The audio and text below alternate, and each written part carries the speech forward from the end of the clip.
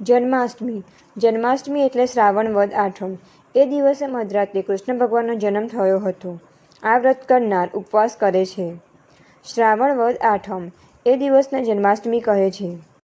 એ દિવસે રાત્રે 12 વાગે કૃષ્ણ ભગવાનનો જન્મ થયો હતો.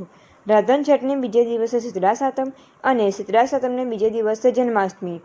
આ દિવસે વ્રત કરનાર સ્ત્રીઓ પુરુષો વહેલા ઉઠે છે અને નાહી ધોઈ મંદિરે જાય છે અને ત્યાં આગળ કૃષ્ણ ભગવાનના દર્શન કરે છે.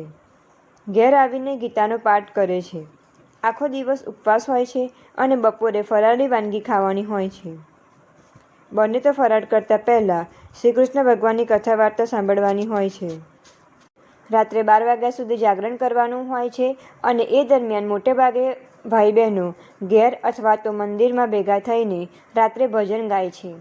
રાત્રે 12 વાગે કૃષ્ણ ભગવાનનો જન્મ થાય છે. સ્નાન કરીને તેના દર્શન કરે છે અને દર્શન કર્યા બાદ પંચાજીરીનો પ્રસાદ લઈ વિખરાય છે. બીજે દિવસે સવારમાં વહેલા ઉઠી સ્નાન કરે છે અને મંદિરમાં જઈ પારણાના દર્શન કરે છે. દર્શન કરીને ઘેર આવ્યા બાદ ઉપવાસ છોડે છે. કૃષ્ણના પિતા વસુદેવ અને માતા દેવકી છે. કૃષ્ણ ભગવાનનો જન્મ કારાવાસમાં થાય છે અને એનો મામો કંસ દેવકીના બધા બાળકોને મારી નાખે છે, કારણ કે કંસનું મોત તેના ભાણેજના હાથે લખાયેલું છે. પરંતુ ગમે તે રીતે વસુદેવ કૃષ્ણને બચાવી લે છે.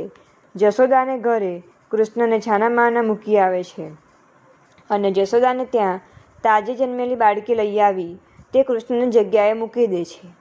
આ બાળકીને કંસ મારી નાખે છે. આ કથા સૌની જાણીતી છે.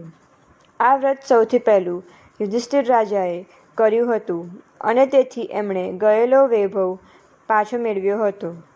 આથી જન્માષ્ટમીનું વ્રત કરનારને સુખ, સમૃદ્ધિ અને સંપત્તિ મળે છે. રાજા યુધિષ્ઠિરને આ વ્રત જેવું ફળ્યું તેવું સૌ વ્રત કરનારને આ વ્રત ફળજો.